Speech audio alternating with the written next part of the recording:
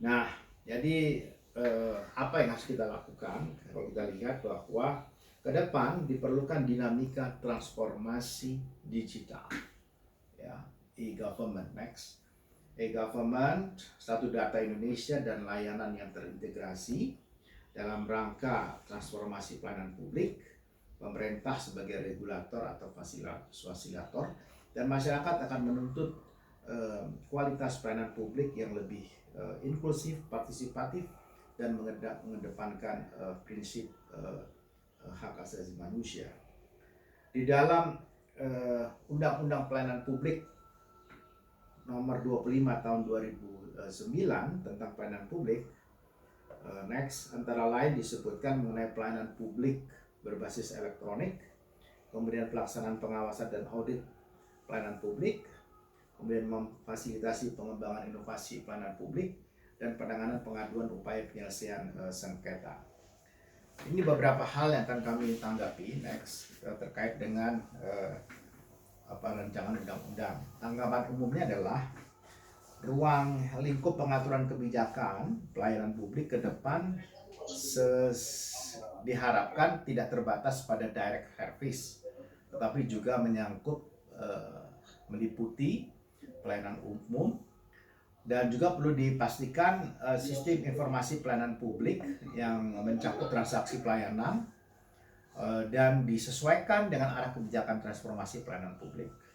Kemudian simplifikasi regulasi, dalam hal ini aturan pelaksana RUU ini sebaiknya dibuat dalam jumlah yang minim, ya, karena kita lihat di sini ada 2 peraturan pemerintah dan 6 perpres.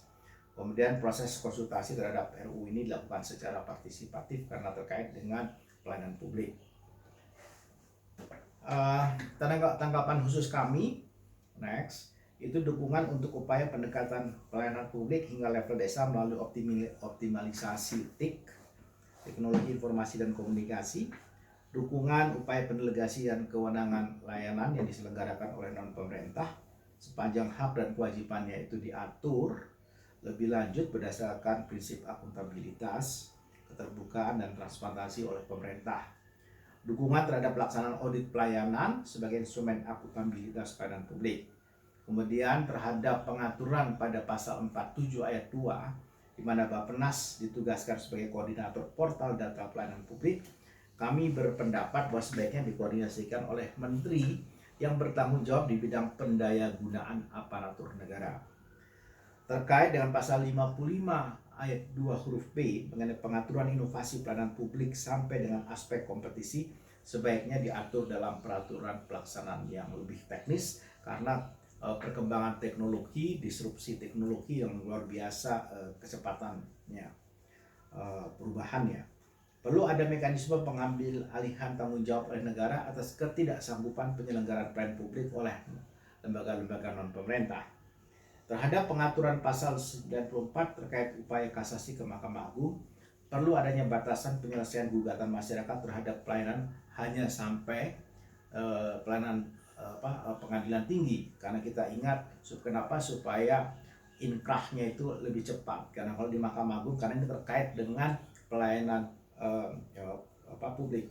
Kalau tidak ya mungkin dengan alternatif dispute resolution, penyelesaian sengketa melalui mediasi yang perlu bisa dapat menjadi pilihan, karena alternatif dispute resolution atau ADR di beberapa negara sudah digunakan, dimanfaatkan terkait dengan hal-hal yang berkenaan dengan pelayanan publik atau keburukan atau ketidaksesuaian atau ketidakpuasan masyarakat terhadap pelayanan publik. Kemudian perlu ada pengaturan mengenai pengenaan tarif yang diberikan oleh penyelenggara non-pemerintah, dalam hal ini untuk memperkuat peranan pemerintah sebagai regulator. Saya kira itu kontribusi kami dan mudah-mudahan kita bisa lakukan diskusi pada sore hari ini. Terima kasih. Assalamualaikum warahmatullahi wabarakatuh. Waalaikumsalam. Baik, terima kasih.